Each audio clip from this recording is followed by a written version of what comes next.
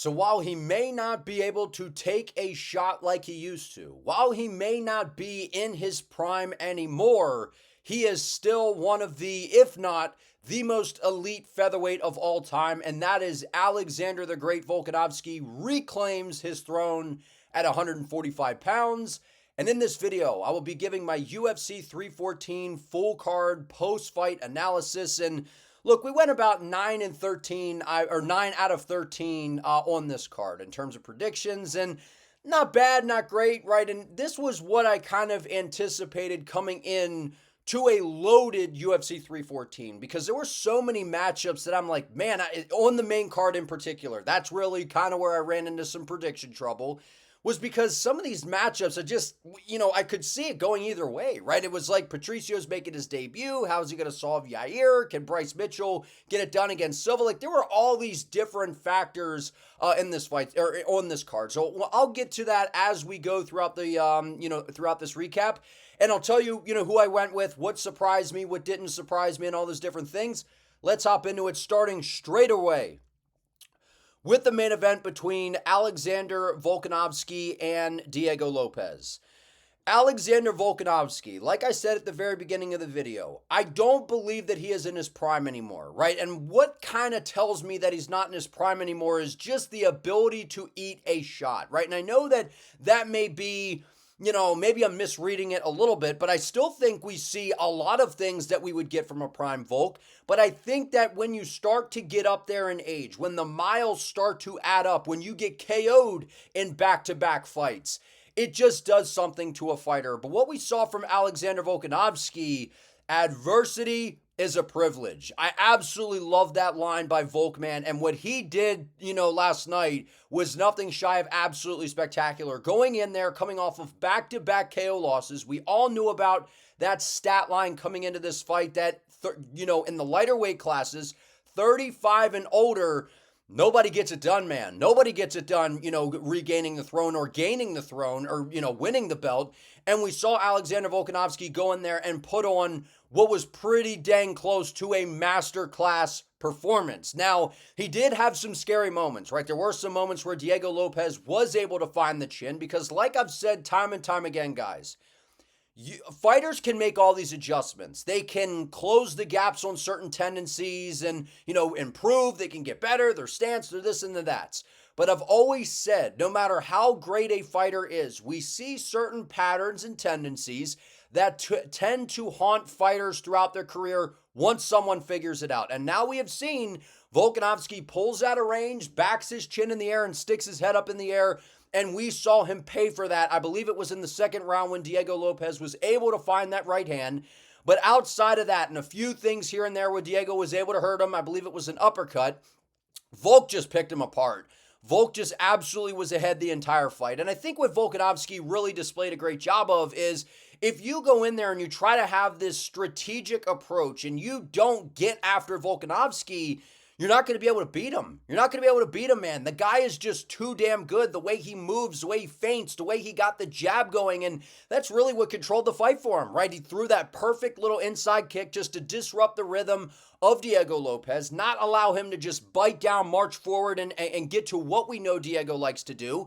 And it really started and stopped with the jab and the footwork of Alexander Volkanovski. And I said coming into this fight, look, a lot of people were like, Volk has to grapple. He needs to mix in the wrestling. He has to be able to take down Diego Lopes in order to win this fight. And I'm like, that's not Volk's path to victory, man. Right? And Volkanovski was up there saying in the post-fight that he thought that maybe he could find a ground and pound finish opportunity in this fight. And I had sat up here and said, look, Movsar Evloev, who is one of the best wrestlers and best grapplers at 145 pounds, he struggled with Lopes. He had a lot of really good moments where he was controlling Lopes. Don't get me wrong, but Diego put him in a lot of danger, right? We saw a guy in Pat Sabatini who just beat the brakes off of Joe Anderson Brito. He could not take down Diego Lopes. So this notion that Volk was just going to be able to go in there and take Diego down, I wasn't buying into it. I thought that this is what Volk had to do to win this fight. He had to stick and move. He had to utilize good lateral movement. Don't be a stationary target, because a lot of the KOs that Diego has gotten in his career,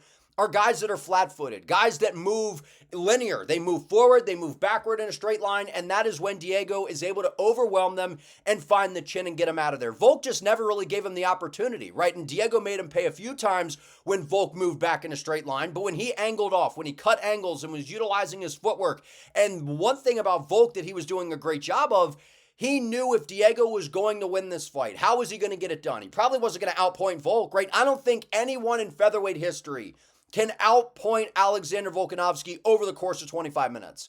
I don't think anyone can, right? The only nomination to that equation would really be, we saw Islam beat him at 155. He was able, to outscore him.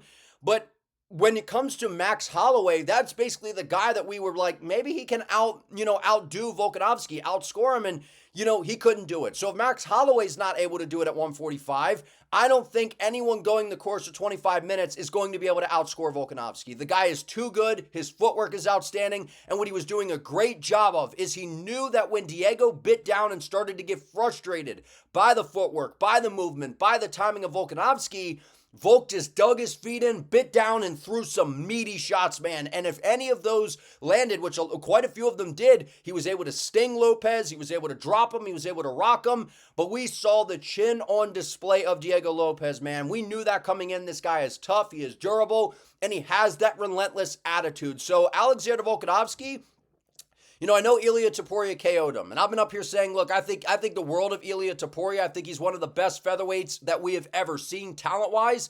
He only defended the title once. I know he has maybe the greatest back-to-back, wins that you could get, KOing Volkanovski, KOing Holloway, but he vacated the title and moved to 155. In terms of the stats, the accolades, and what has been built, there's no doubt in my mind now that Volkanovski is the greatest featherweight of all time. I mean, I already kind of thought that he was, but in terms of what he just did, taking out a dangerous, hungry contender in Diego Lopes that basically no one has had the answer for other than Evloev, which again was a short notice opportunity for Diego.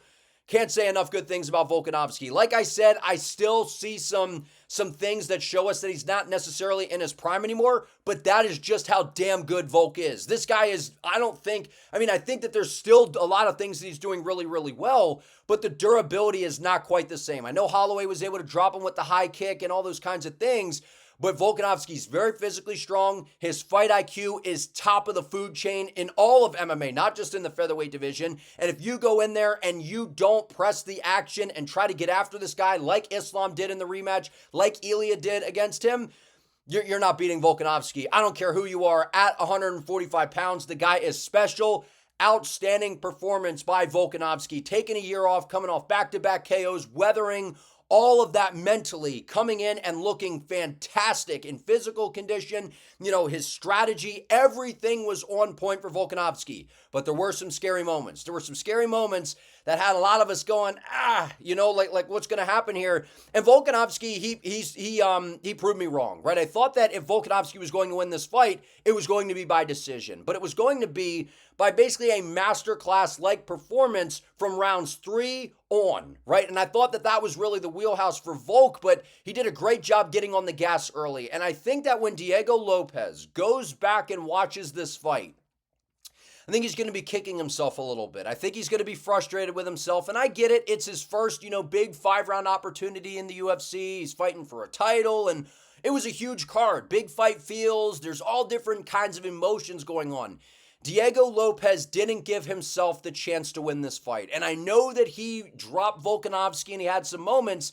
There were a lot of flaws in the approach from Diego in this fight, man. And again, all credit to Volkanovski. Volkanovski is world-class. This was a step up in competition for Diego, right? He's in there with one of the, is the GOAT featherweight, and Volkanovski, he was sticking and moving. And I think that his game plan just was part of the reason that he was able to frustrate Lopes and was never a sitting duck. If you're a sitting duck in front of Diego, he'll just mow you over. And Volkanovski knew that. And sometimes, right, Volk would get a little stuck in the mud, and that's when he would get caught.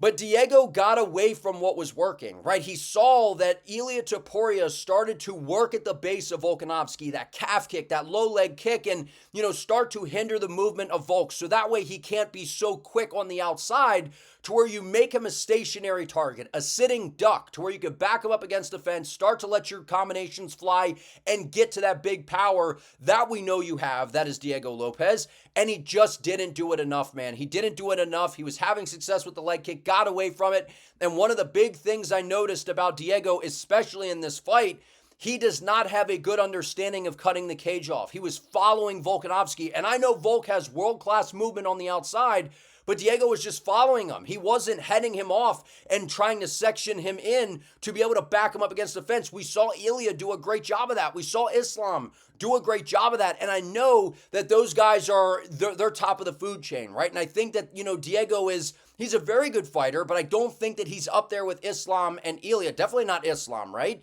But the point is this.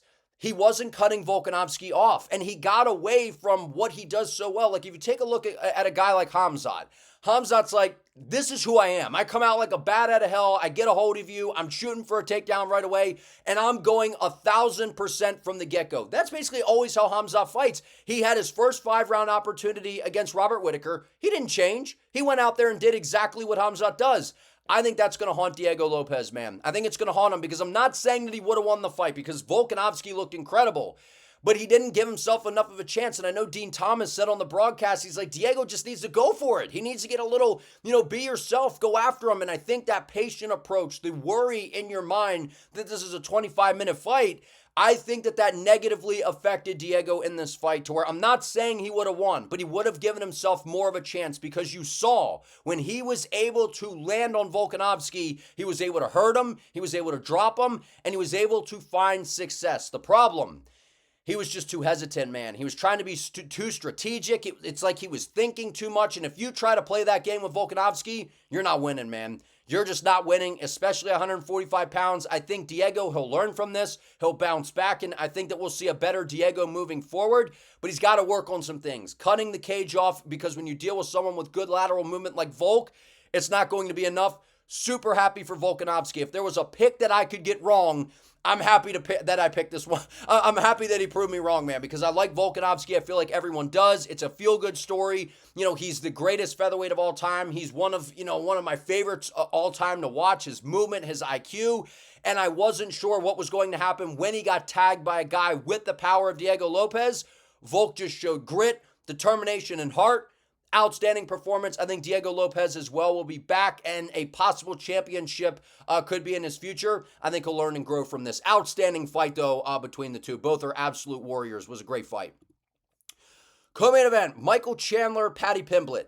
So I expected Paddy Pimblett to win this fight, right? And I think a lot of people, they fall into a trap that I've fell into many, many times, man. Michael Chandler, he's like that guy who lives out on the countryside, and he's got these bear traps everywhere. He's got cameras everywhere. He's a little nutso, right? But when you walk out onto the property, it's like, you never know if you're going to step in something and get your leg chopped off by a bear trap. I don't even know if this makes any sense. It sounded good in my head. But the point, everyone falls into the Michael Chandler trap. They're like, the power, the explosiveness, the physique. Oh, Michael Chandler, muscle milk Mike, man. Oh, Michael Chandler is dog shit. That in the UFC, at least. That is my reality of this. And I am someone who is a massive Michael Chandler fan. I have been watching Chandler since, I think, when Bellator was having fights outdoors, right? I think that was the promotion at the time. It was early in Chandler's pro career, where if you think his technique's bad now, you haven't seen shit. Back then, he barely even knew how to throw a punch. He just ducked his head and did this like rabbit style of strike. I don't even know what the hell it was. But the point is, Michael Chandler is not UFC caliber. He isn't. And I know that at least at this point in his career, listen, I'm being hard on Michael Chandler here because he pisses me the hell off. He pisses me off because he has the ability to be a top contender in the division. And I know you might say, Jake, he's number 7. Look what he did to Poirier. Look what he did to Gaethje. Look what he did to Oliveira the first time. Who cares what he did to Ferguson? Because we saw what happened to Ferguson down the line there. It was very impressive in the debut against Hooker. Paddy Pimblett exposed what everyone else should have been doing against Michael Chandler. Don't stand in front of him. Don't point down at the ground and go, woohoo, let's stand in here and brawl. If anyone else had a strategic approach, this is how you beat Michael Chandler. This is how you beat him. The guy he can't deal with someone that's trying to fight with strategy. Gaethje didn't fight with strategy. Poirier was trying to brawl with him. And you saw when Poirier stopped brawling and when Gaethje stopped brawling after the first round, they tore his ass up. They tore his ass up. And you saw Oliveira the second time around, he didn't brawl with him. Right? So I shouldn't say that Michael Chandler sucks, right? I'm pissed off at the guy because I'm a fan. Right, I've been a fan for him for a long time, but this is what he does. He gets people thinking, oh, Paddy the baddie, right? Because he's got all this power, he's explosive, and he goes in there and he doesn't do what Michael Chandler does. He's not throwing in combinations, he's not doing any of those things, but the point is this. Paddy Pimblett went out there and put on a world-class performance. This is about Paddy Pimblett here. I just wanted to get that out of the way because I know a lot of people pick Michael Chandler to win this fight, and I almost fell into the trap. That's why I started, talking about this fight this way, because I almost fell into the trap. The power, the explosiveness, Paddy's chin's in the air.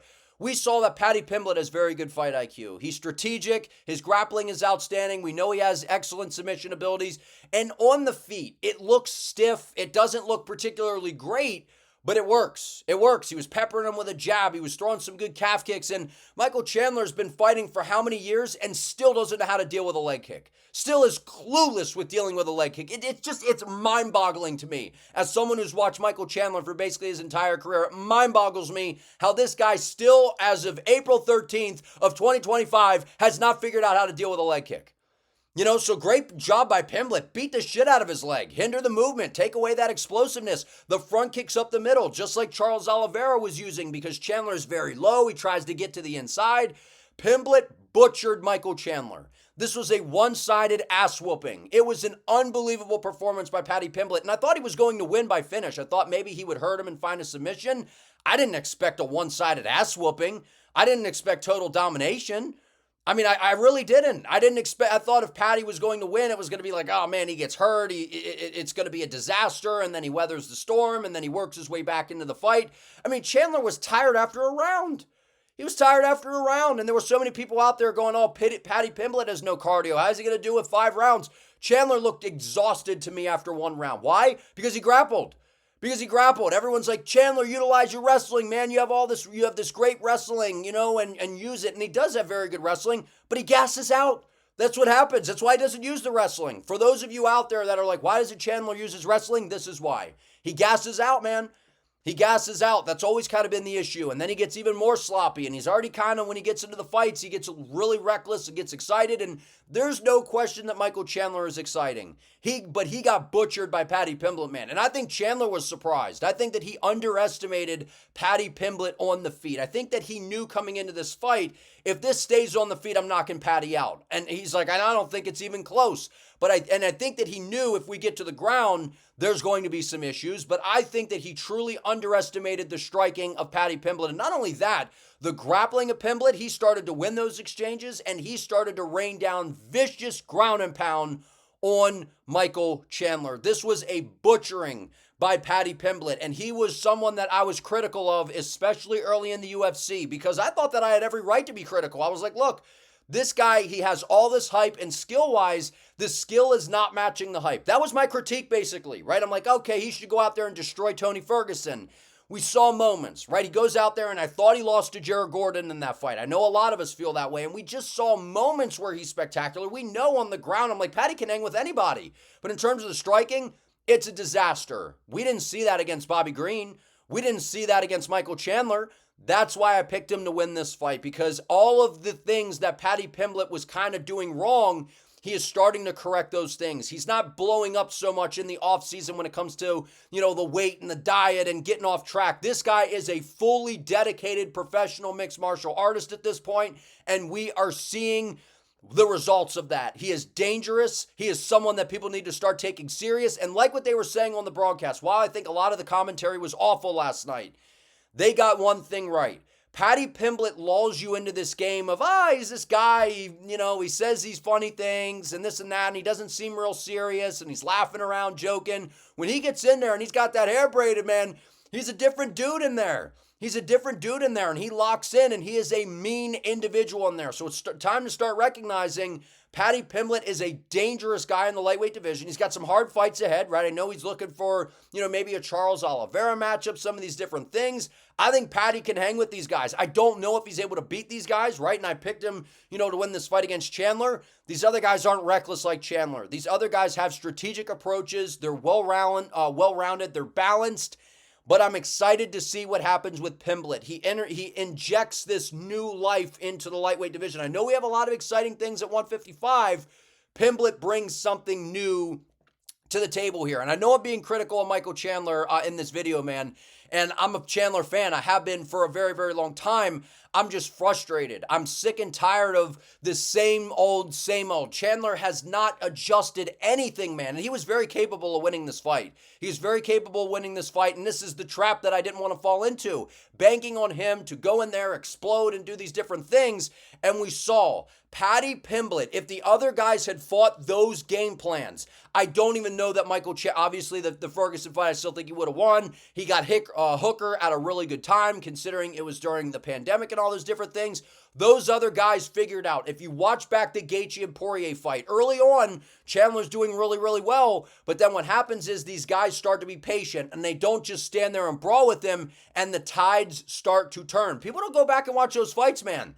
They don't, because if you really realize, yes, Chandler has a great first round, and there's moments where he almost knocks these guys out, 100%, and he hurts them. But when they start to fight more strategic, don't get caught up in this back and forth brawl with Chandler. This is how almost every fight could have looked for him in the UFC. And Paddy Pimblett is obviously a very, very good fighter.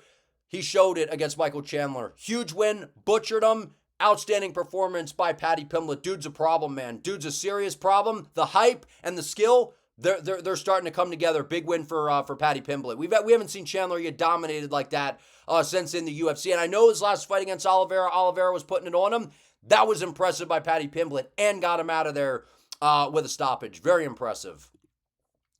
Yair Rodriguez, Patricio Pitbull.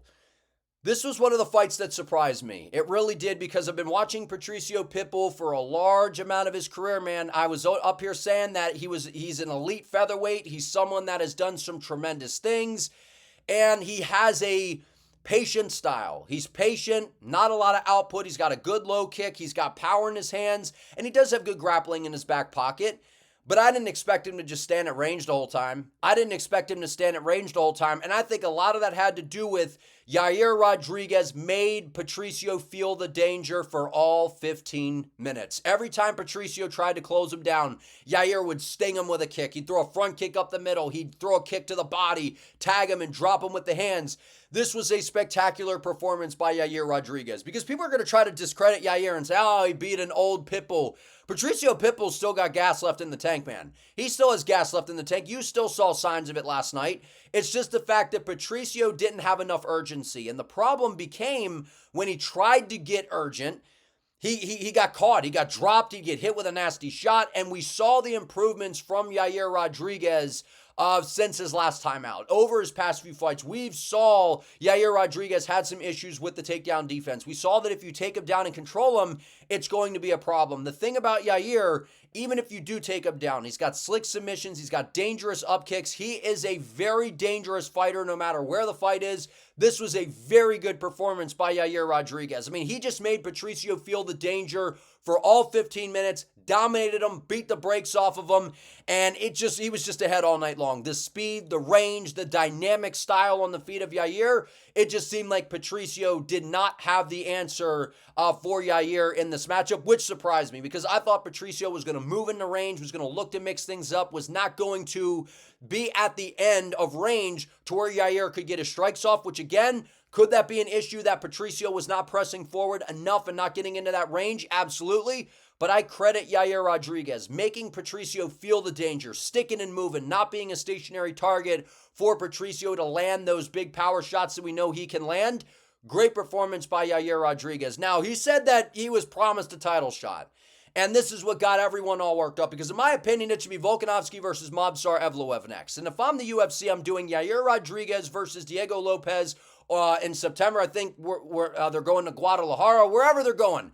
Yair Rodriguez versus Diego Lopes. And whoever wins that fight could find themselves in another title opportunity at 145 pounds. But I think it should be Volk versus Movsar Evloev next. And I know that Volk has expressed that he wants that matchup. But Yair Rodriguez is coming off a loss to Brian Ortega. He got subbed, and, Movsar Evloev is undefeated. He hasn't fought for the title yet. He hasn't fought Volkanovski yet.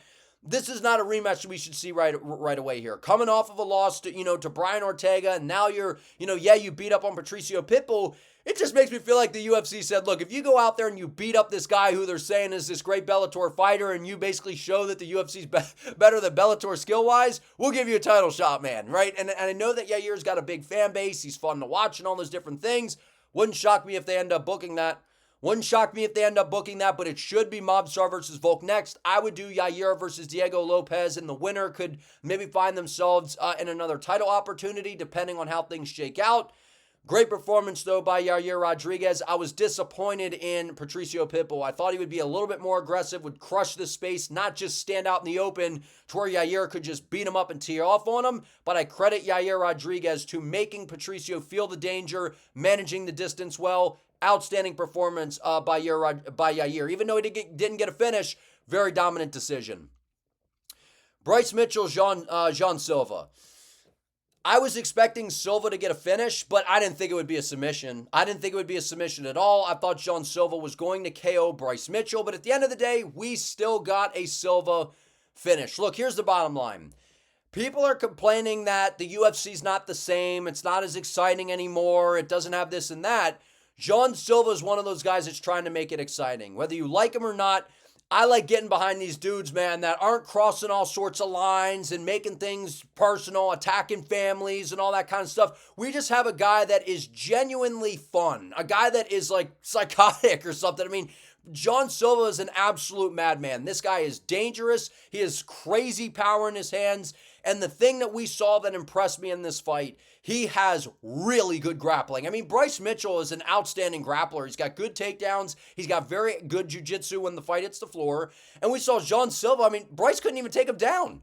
He couldn't even take him down. I mean, Jean Silva, he's got that long stance. He's, stands his, he digs his feet in. He's just a physical guy at 145 pounds. And Bryce Bryce didn't really have answers, man. Bryce was landing some decent shots on the feet. He was trying to, crash Silva up against the fence, try to slow things down. Silva's just a madman, dude. He's entertaining, and whether you like him or not, I like the barking. Ho, ho, ho. I like the vibe from the guy. I like the guy from the vibe from the dude, man. He goes in there. He's fun. He feels so relaxed in there. I don't think I've ever seen someone be more relaxed. And this was a huge moment for Silva. This was a huge moment against Bryce Mitchell and, on a pay-per-view and all these different things. And you wouldn't have known. He fought the same way at the Apex as he did in here. Feels no pressure, goes in there, just feels free, stress-free, no pressure. And this guy just goes in there and entertains. This was an outstanding performance by Jean Silva. And locking in the ninja choke, perfectly executed. And that's something that I feel like they were definitely drilling, knowing that, look, Bryce is going to get desperate. He's going to push us up against the fence. Let's lock in that ninja choke, drag him down, sub him, get him out of there. Outstanding performance by Jean Silva. This guy's going to probably get, for sure, a top 10 opponent next. Wouldn't be surprised if they give him someone in the top 5. Yair versus Silva, Lopes versus Silva. I know I was saying Yair versus Lopes, but there's different options for Jean Silva. He's becoming a big star. He's a guy that's exciting. He's going to deliver every single time. And the biggest thing that we took away from this fight, in my opinion, this dude can grapple, man. This dude can grapple. Those questions were answered because Bryce Mitchell's a very, very good grappler. Great performance by Jean Silva. The guy's an absolute madman, and he's a problem inside the featherweight division. Well done. Nikita Krylov, Dominic Reyes. This was one of those fights where I regretted picking Krylov after the very first punch that Krylov threw. And this was one of those where I wanted to pick Dominic Reyes. But what happens when I pick fights, man, is I'm realizing this a little bit. I'm like, okay, I want Dominic Reyes to win. I want the feel-good story. I really like Dominic Reyes. I'm a fan of his. And I feel like my bias of being a fan gets in the way of the picks. So then I get into, the X's and O's, and I'm like, I feel like I'm being biased, but I got to go with Krylov. And, Reyes made me pay. He made me pay, and the thing is this. After the very first blitzing combination of Nikita Krylov, I knew he was getting knocked out, and I wish I could have switched my pick on the fly because I'm like, he's getting KO'd, man. His chin was on a platter. He was hip firing. His hands were way down at his hips. He was overextending, so far out of position.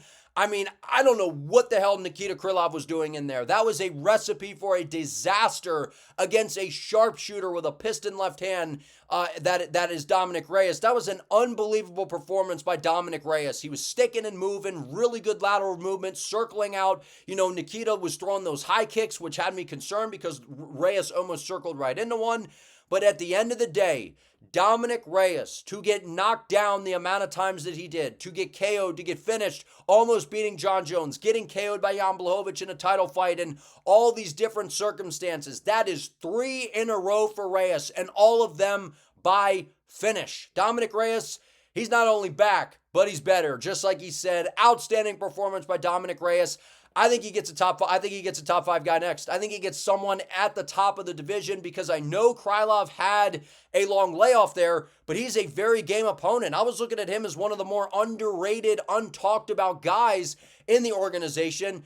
I mean, Reyes dominated him. Reyes absolutely had his timing. It looked like when Conor McGregor KO'd Jose Aldo in that 13-second knockout, sliding right out of the way, straight shot, beating the big looping shot right down the middle. That's why I say on the channel all the time, man, don't always go ooga booga. Straight shots down the middle. They'll beat you. They'll beat the ooga booga shot on the button just about every single time.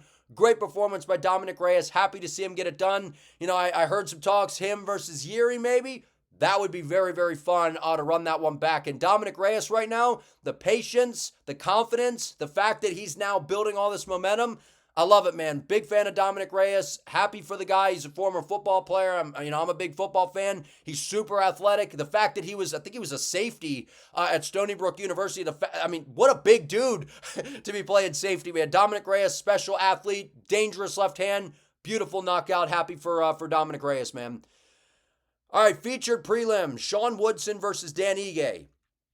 This had some of the big controversy of the night, and a lot of that had to do with the talks of an early stoppage and all those kinds of things. And I did think that the stoppage was early, and I thought Sean Woodson was going to be able to outscore Dan Ige in this matchup by just kind of sticking at range, picking him apart, front kicks up the middle, working the lead leg, utilizing the boxing. But we saw with Dan Ige, and I even said this in my breakdowns, it would not surprise me one bit if Dan Ige wins this fight because of the power, because of the way he works with Eric Nixick. You know, I see those guys hitting pads, the shifting combinations, the way that Dan is able to work to the inside could be an issue for a long-rangey guy like Sean Woodson. And you saw at the beginning of the fight, Sean was very hesitant of the power of Dan Ige, and we got to find out why. Because whenever Dan Ige landed, it had a significant effect on Sean Woodson. But what I thought was really surprising was I thought I saw the scorecards floating around out there. The judges were scoring that 2-0 Ige. I mean, at the very at best for Ige, I thought it was 1-1. Right, I saw that there could have been a case for I thought that there could have been a case Sean Woodson could have been up 2-0 heading into that third round. But I was thinking most likely 1-1, right? Ige was starting to find his range, was starting to find his rhythm. But I thought that third round, that was going to decide how this fight was going to play out. But either way, don't take anything away from Dan Ige, because even if the ref didn't stop the fight at that point, I still think Dan Ige probably would have found a finish. And not only that, he would have continued to beat up on Sean Woodson and would have won on the judges' scorecards anyway. Great performance by Dan Ige. Much needed win. He's a guy who, took the fight against Lopez on a couple hour notice. He took on Lerone Murphy, was able to drop him. He's fought some tough opposition. Dan Ige is a dog. He's a guy that's got power. He's fun to watch every single time. I thought Sean Woodson's style was going to be an issue for him. Turns out after the first round, Ige started to find his rhythm and range. Good performance by Dan Ige, man. His power at 145, dangerous no matter who he's fighting. Yan Xiaonan, Virna Jandiroba. This is what I was expecting. Look, I thought that maybe there was a chance Virna could find a submission. She almost did on multiple occasions. She kept looking for that armbar. This is just the facts. Virna Jandiroba is one of the best grapplers that we've seen in this division, and she has outstanding entries. When she is able to take people down, it's a serious problem. Her jiu-jitsu game is next level, And if she got stuck on the feet for long periods of time, that's where I was concerned, because Yan Xiaonan to me is definitely the better striker between the two. But we just saw that Yan Xiaonan, that was kind of the issue that we've seen from her before, is the problem with stopping the takedowns. And Jandiroba was just able to take her down, was able to control her. And then when Yan was able to actually get out of an exchange, she went right back into the guard of Virna Jandiroba, which is a massive mistake, because then Virna ended up taking her down and then controlling her again. This was a very, very good performance by Jandiroba. She's someone that obviously, if she can take people down, she is going to be a serious issue. She's got dangerous submissions. I was surprised that Yan was able to fight everything off. But I gotta say, if you're gonna trouble Zhang Weili, you gotta show more than that, because from what I saw from Jandiroba, while she has good grappling and good submission abilities, I just think Zhang Weili is still a step ahead of everyone else basically in this weight class. But it was a very good performance, one-sided by Jandiroba. Way to get the W. And again, that was kind of my issue with Xiaonan, is she's shown us that she struggles with the takedown defense. Jim Miller, Chase Hooper. I expected Chase Hooper to win this fight. I thought maybe there was a chance that Chase Hooper could find a submission, and I probably should have thought twice about that, considering Jim Miller is a very hard guy to submit. He's got outstanding grappling of his own, but this is the type of grappling that's entertaining. Good scrambles, and, Chase Hooper's constantly putting Jim Miller in danger. Jim Miller's trying to counter, and things were looking kind of, scary on the feet in the beginning, because Jim was swinging some big shots, and we've seen that Chase Hooper, he's done a great job improving the striking. The long-rangey front kicks up the middle, sticking and moving, not being in the phone booth, not being in range for a guy like Jim Miller to be able to land. But what we've seen with Chase, man, is I think he's very good, right? But I think we're going to need to see him evolve a little bit more. He's still only, I think, 25, 26 years of age. He's a guy that's going to continue to grow throughout his career here. But I think he's going to struggle as he gets towards the top of the heap. And I know that he's got pretty solid grappling in terms of the wrestling. But his jiu-jitsu game, it's next level, man. He's got outstanding jiu-jitsu, and we saw that in this fight, the way he was able to control Jim Miller. And I know Jim Miller's a little bit older, but he's still a guy that we've seen is still able to win and be very effective at 40-some years of age. But I think that the expectation was Chase was a huge favorite. People thought that he was going to go in there and just dominate, which at the end of the day, he basically did dominate. But I think a lot of people were expecting a finish. But at the end of the day, that's hard to do against Jim Miller. Hard to do against Jim Miller. Chase says he wants a younger prospect on the rise, kind of like himself. I like that for him next. Maybe a Tom Nolan type of matchup. I think something like that would be very intriguing. Big win for Chase Hooper either way, to go out there and beat Jim Miller and display how good his jiu-jitsu is. Big win for Chase Hooper. Darren Elkins, Julian Erosa. Hopefully Darren Elkins retires after this. That was very, very hard to watch. And that's why I was saying, look, Julian Erosa, if he doesn't win this fight, it would probably be the worst loss of his career. Because while Darren Elkins is a guy that's been around for a while, if you get into those gritty type of fights, you can find a way to win.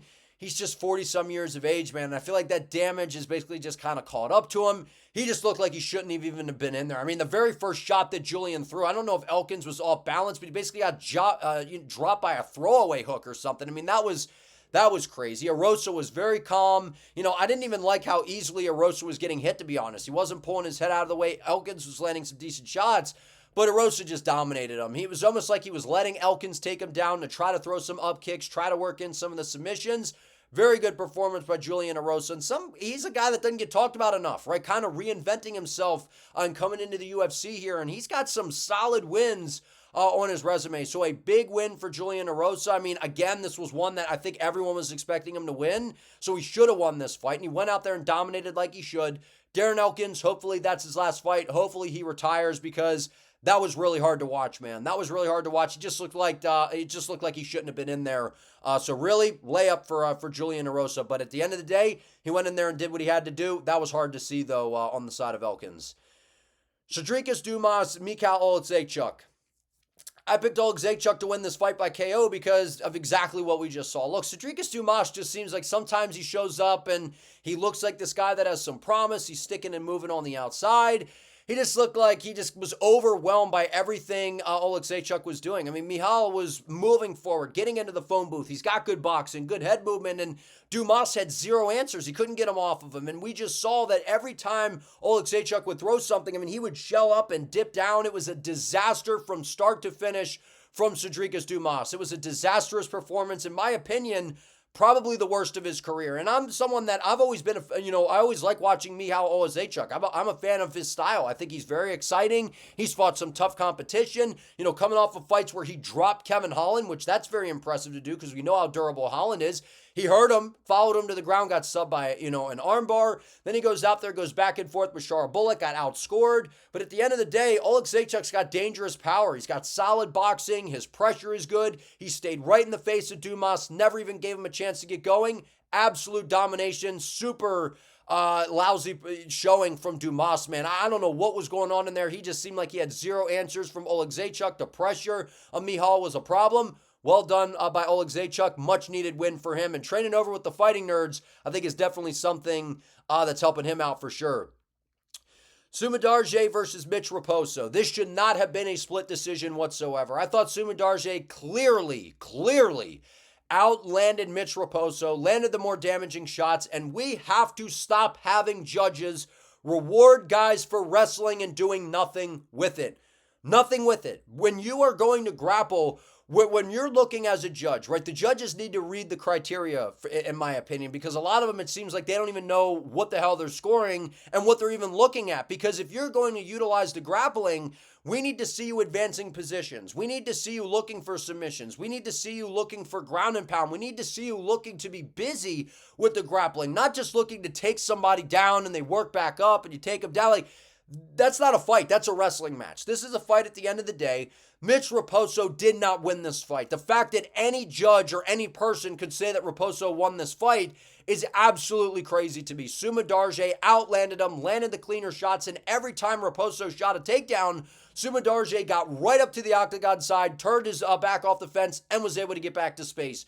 Very solid performance by Sumudaerji. If you're on the outside trying to play the kickboxing game, this guy's hard to deal with, man. He's fast, he's nimble, he's still 29 years of age. While he lost a couple fights, coming into this one, he fought some good grapplers inside the division. So at the end of the day, that's enough for the Mitch Raposo experience. Like I said before, I think he's better than a lot of the guys on the local pro scene. He's not UFC caliber. He's kind of right here. Mitch Raposo in the UFC experiment, time to shut it down. We've seen enough. That style, that's not what we need in the UFC, man. Again, if you're going to grapple, we need to see you trying to do something. You need to be looking to advance positions. If guys work back up, take a back. Like, we need to see more. You can't just, expect, I landed a takedown. He worked back to his feet, got back to space. Didn't look for a submission. Didn't land a single shot. Didn't even control him for 5 seconds on the ground. And then to think that you won because, I landed a takedown. It's not a wrestling match. The UFC judges need to stop rewarding that. Good job by Sumudaerji to get it done. Tired of seeing Mitch Raposo. Get him out of the UFC. Gore, Marco Tulio. I don't know what's going on with the website here. Interesting setup here, but we get the point. Unbelievable performance by Marco Tulio. I picked him to win this fight by KO. I thought maybe he could get it done in the first round. Look, Gore showed that he is durable. He's tough. We know that he has good power. He was biting down. He kept moving forward and was trying to, will his way to a victory. Marco Tulio is a problem in this division, man. His ability on the feet, it's dangerous. He's got really good kicks to the body. His jab was money. His timing, moving in and out of range. And his best shot is when he slides back out of range and tries to time that pull too. He was trying to set it up against Gore, couldn't get Gore to overextend. So I think Tresean was very, very aware of that. But Gore had a good high guard, was moving forward, but he wasn't able, he landed some good shots on Tulio, but it was the speed, the athletic ability, and the way that he was floating around on the outside and just stinging at will, that just really separated Tulio in this fight. This guy is someone that I can see going far in the division. He's got power, he's got a good skill set, because we've seen Gore's got some good grappling. He's got a nasty guillotine, he's a physically strong guy, he's got good power. He just didn't have the answers for Tulio. Tulio's dangerous. He's powerful. I like everything about this guy, and that was a big showing for him. And what I thought was one of the better rounds of the year, that first round between these two. Outstanding back and forth fight between the two as long as it lasted. Great performance by Marco Tulio, man. Definitely put a lot of people on the division, in the division on notice. Outstanding showing. Really, really good performance. And then last but not least, Nora, the Great Cornholio versus Haley Cowan. I thought if Nora was going to win, it was going to be by decision, right? I figured that she was the more powerful fighter. She was better on the feet. And I figured that Haley was going to try to resort to the grappling to try to win this fight. She does have a decent, ground game. But I just figured the physicality of Nora, she's someone that has fought the better opposition and someone that just seems a little further ahead skill-wise than Haley Cowan. That's what we saw in this matchup. And Nora was ultimately able to lock in a submission and start the fight off on a very good note with a finish right away. Good performance by Nora, the great Cornholio, as I like to call her. But from top to bottom, UFC 314, I thought was a very exciting card. We had a lot of finishes. We had a lot of crazy moments. We had some excitement. If you guys enjoyed this video, please give it a like. Let me know what you think down in the comments. Don't forget to subscribe to the channel and turn on the notification bell so you do not miss an upload. I would appreciate it. See you next time.